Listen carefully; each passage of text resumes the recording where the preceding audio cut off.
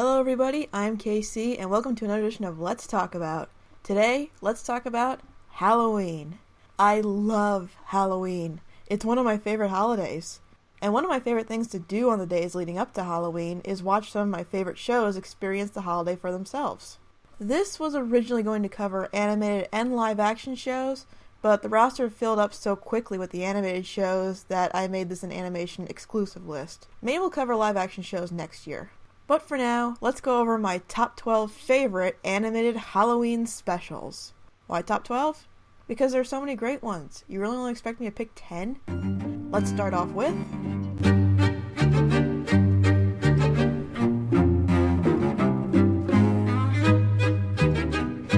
Number 12. Ouran High School Host Club until the day it becomes a pumpkin.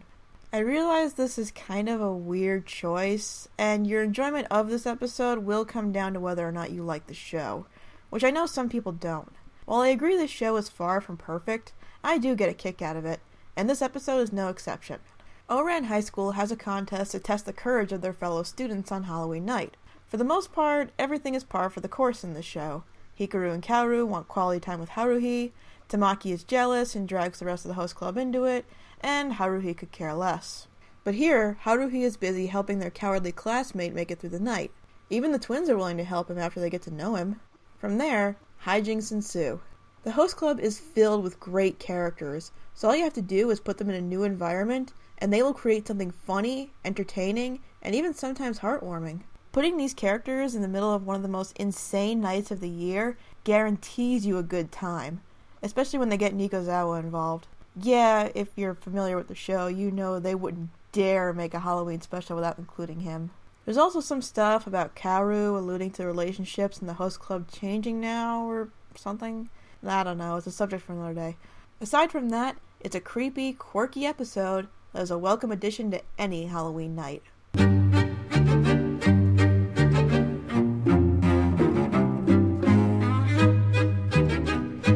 Number 11. Yin Yang Yo, Scary, Scary, Quite Contrary.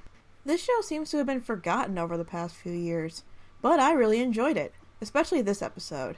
Yin and Yang want to go see a scary movie called Camp Blood Slaughter 6, but Master Yo wants to share the classic black and white horror movies with them. In fact, he wants to show them so much that he transports them into the movies so they can experience it for themselves.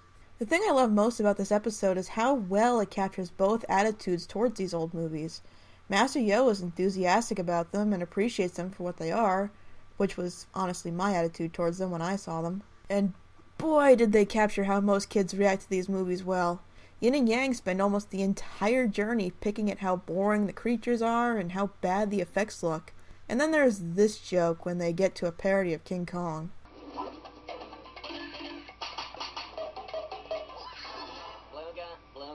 And by the way, that's totally culturally insensitive to wooden mask creatures.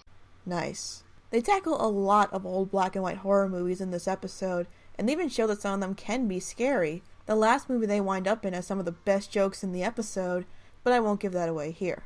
I also like the moral of appreciating the classics that inspire the stuff we have now. I usually prefer those old horror movies, so I sympathize with Master Yo a lot in this episode. Check it out for yourself and see if the past is scary enough to inspire the future.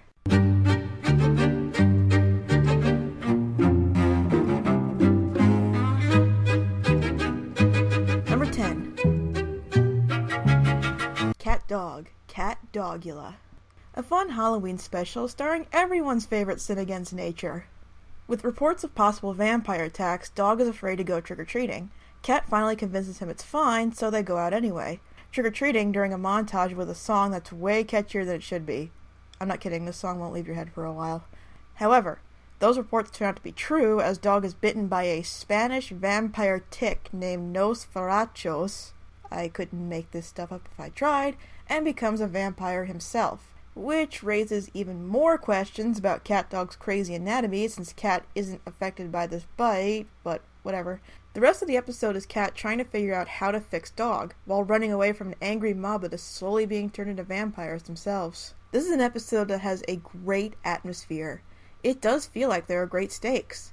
Now, it is a kid's show, so most likely it will have a happy ending, but the way it's staged and animated does suck you in and make it feel suspenseful. And even though I poked fun at them, I actually like the idea of the vampires being ticks. It makes sense since the world is filled with anthropomorphic animals of all different kinds. It was pretty creative. Not much else to say about this one. Just a fun and pretty gripping story that is definitely worth a watch this Halloween.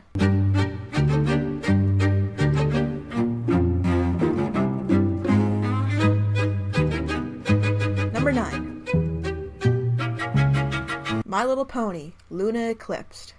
I know some people may not be happy that there's a My Little Pony episode on this list, but this is my list, and I really like this episode.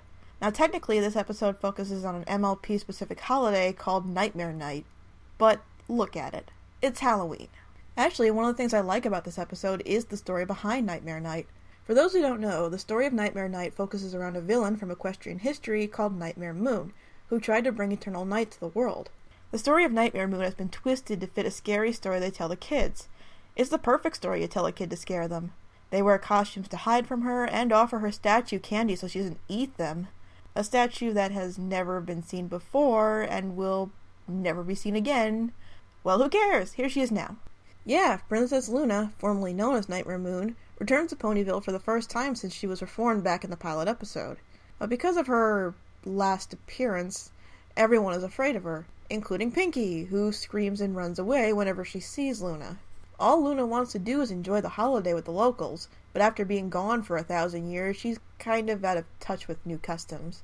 Luckily, Twilight is there to help. It's a fun episode with a message that fits Halloween really well, that sometimes it's fun to be scared. How many of us who love this holiday can relate to this? This is why scary movies and haunted houses exist, because sometimes, as long as they want to be scared, that kind of stuff is all in good fun. Luna's return was a big deal, and she's great here. It's fun seeing her try to adjust to new traditions, and sad to see the townspeople continue to be scared of her because of what she did. All the characters are a ton of fun to watch, and the whole episode just feels like a fun Halloween night in a small town. In fact, this was the first episode of MLP I ever saw. While it didn't hook me on the show, I certainly enjoyed it, and it piqued my curiosity enough to keep watching. A great episode that I always look forward to revisiting.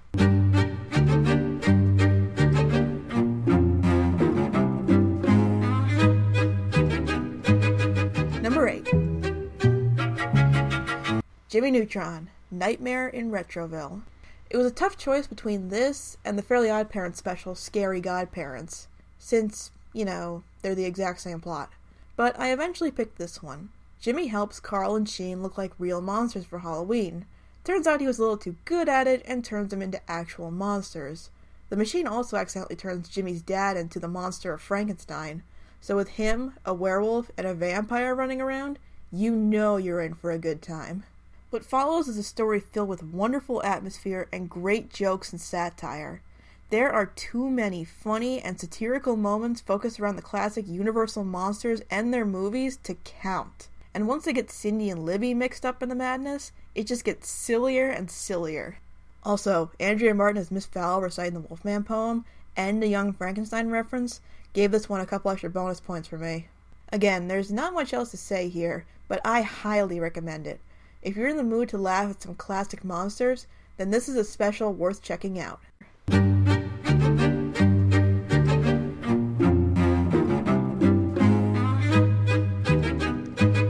Number 7. Danny Phantom, Fright Night. Danny Phantom is arguably my favorite Nicktoon, and one of my favorite episodes is Fright Night. Now, I wouldn't call this a creepy or scary episode. That applies more to episodes like Frightmare or Doctor's Disorders. Oof. But there is a lot to enjoy in this episode. Danny tries to create a scary haunted house to win a bet against Dash. When Sam mentions the legend of the Fright Night, Danny heads to his castle in the Ghost Zone and steals his sword that can show people their worst fears. Because that couldn't have any negative repercussions at all. Okay, to be fair, this is Season 1 Danny. He was still getting used to all the ghost stuff, and he does try to stop the Fright Night once he comes to claim his sword. The Fright Night himself is an awesome villain, with a cool design, an interesting lore behind him, and intimidating powers. This guy was a force to be reckoned with, and he was probably the toughest opponent Danny had faced at the time. To this day, he is still one of the most memorable villains in the entire series. And that's saying a lot. There are a lot of villains in this show. There's the usual humor and action that the show has to offer, which is as enjoyable as it always is. Something that does put this episode over most of the episodes in Season 1, though, is the animation. They went all out for this episode, and it looks great. I honestly don't think it was topped until the first hour-long special. Like most of Danny Phantom, this episode is a fun, action-packed adventure. Check out the episode, or just the show itself. You'll have a fun and spooky time either way.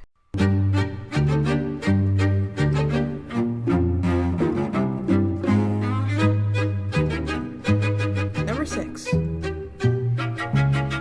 Phineas and Ferb, Night of the Living Pharmacists. Phineas and Ferb produced a lot of Halloween specials during its 7-year run, even with a couple taking place on Halloween. Somehow. It was really tough to choose one, and while the monster of Phineas and Ferbenstein is my third favorite episode of the series, this spot had to go to Night of the Living Pharmacists. Dr. Doofenshmirtz creates an innator that will turn anyone it hits repulsive, and since the universe hates him, it turns people into mindless versions of him. But something goes awry, creating multiple pharmacist zombies without the use of the innator. The events of this episode revolve around almost every main character. I'm not kidding, there's like 4 different storylines going on during this chaos, constantly crossing over and interacting. There are stakes for every single one of them, and you can definitely feel it. This hour-long special has the feel of a classic zombie story, enclosing our characters in a dangerous situation and just barely dodging almost every attempt to get them to spontaneously grow a lab coat. In fact, this may be the toughest challenge most of the characters face in the entire series. Again, it's a kid show, so you're almost guaranteed there will be a happy ending, but as the episode goes on, the stakes keep being raised, and there is a genuine feeling of suspense. The voice actors have a great range of emotions to work with here, and they all deliver. This episode also has the usual brand of meta-humor we come to expect from the show, poking fun at horror movie cliches and even some specific zombie movies. It's a wonderfully made special that will leave you checking around the corner for a wide-eyed pharmacist.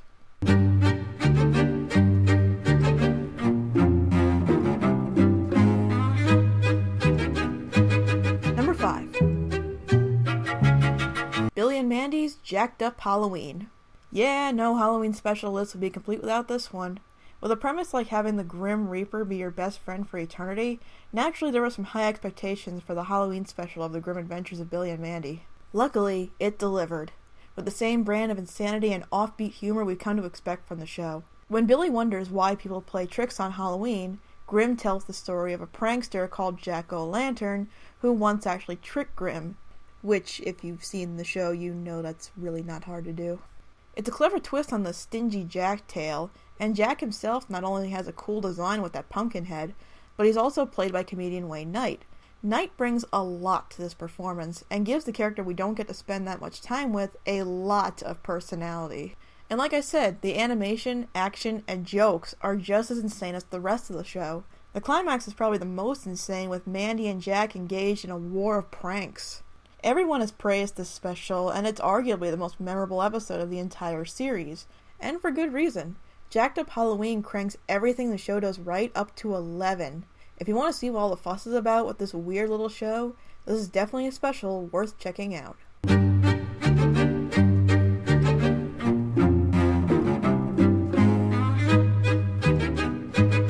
Number 4.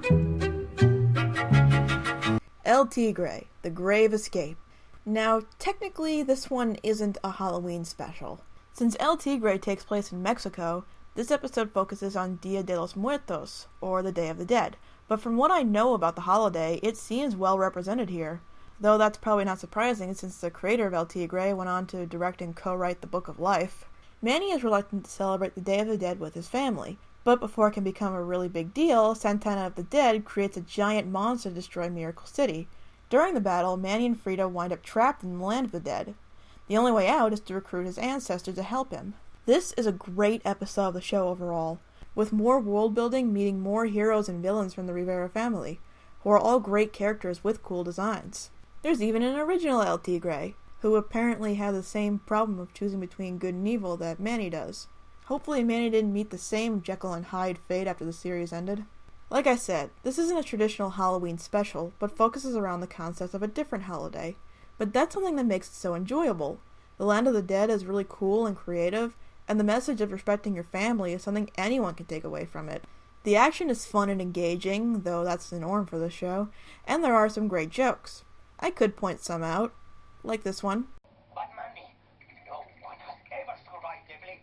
I know I didn't. But like the other specials on this list, it's honestly better to see for yourself. It's a great special with a lot of jokes, action, and heart. This is actually my favorite episode of El Tigre, so if you're in the mood for a change of pace, this is one special you should definitely check out. You won't soon forget it.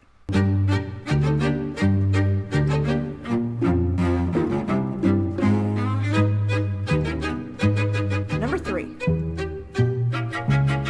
Gravity Falls, Summerween. You could probably just marathon Gravity Falls for Halloween, with things like ghosts, zombies, various monsters, and more ghosts being regular occurrences in this show. What could they pull out unique enough for a Halloween special? Well, they found something. Like Phineas and Ferb, though, Gravity Falls all takes place during one summer vacation. But instead of just skipping to the holiday like Phineas and Ferb did, Gravity Falls found a more clever way around it. Apparently the town of Gravity Falls loves Halloween so much, they celebrate it twice a year, creating a new holiday called Summerween. And if you're familiar with the show, this actually makes a lot of sense in this town. Dipper and Mabel plan to go trick-or-treating, but Dipper tries to back out of it at the last minute to go to a party. But that quickly backfires when Dipper accidentally ticks off the Summerween trickster and is forced to go trick-or-treating. One of the show's major themes is growing up, and this episode tackles an element of that. Mabel and Dipper dealing with not having much more trick-or-treating left in different ways. It's pretty effective and gets that feeling across well. Now, I personally went trick-or-treating for quite a while, but I guess that's one of the benefits of having a younger sibling. Now, remember what I said about the show needing to pull something pretty special out for the Halloween episode? Well, they did, in the form of the Summerween trickster. While an awesome voice actor and homages to Spirited Away are always awesome, the thing that makes this creature great is his concept. I won't dare give it away here, but I will say it's very creative, original, perfectly executed, and could definitely only be done in a Halloween episode. There's also a great little subplot with Stan trying to scare a couple of kids who have been watching horror movies since they were 2. It's kind of weird they had to make the number that low to be exaggerated. But it's true! I've seen little kids who watch The Walking Dead. It's no wonder Stan couldn't scare them with his tricks. But there's not much else to say about this subplot. It's more of an interesting observation. This is one of those specials that just embodies the spirit of Halloween in various ways. With the wonderful writing and animation this show usually delivers. But there is one special that captured Halloween a bit better.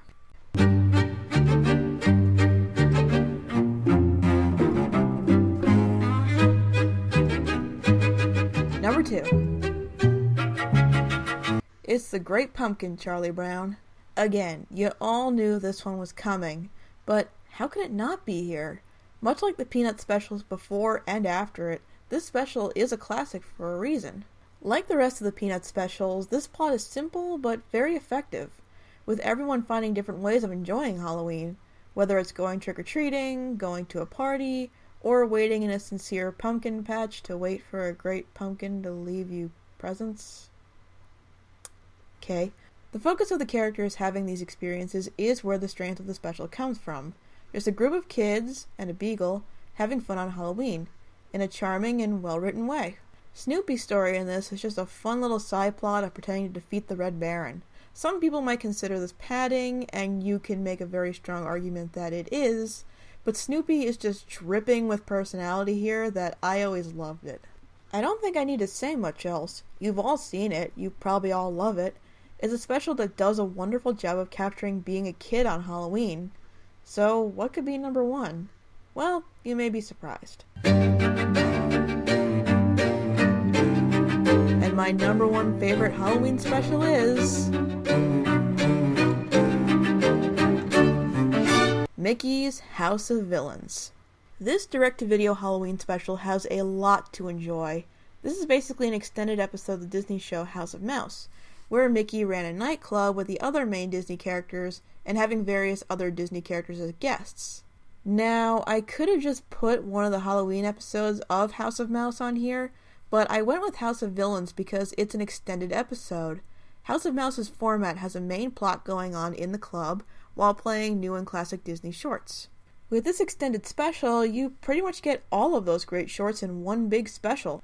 The shorts are all a lot of fun and entertaining in various ways. The main plot of this special, however, has some of the Disney villains trying to take over the House of Mouse, eventually succeeding in an awesome song that has been redone dozens and dozens of times on YouTube, that I may or may not have participated in back in my AMV days.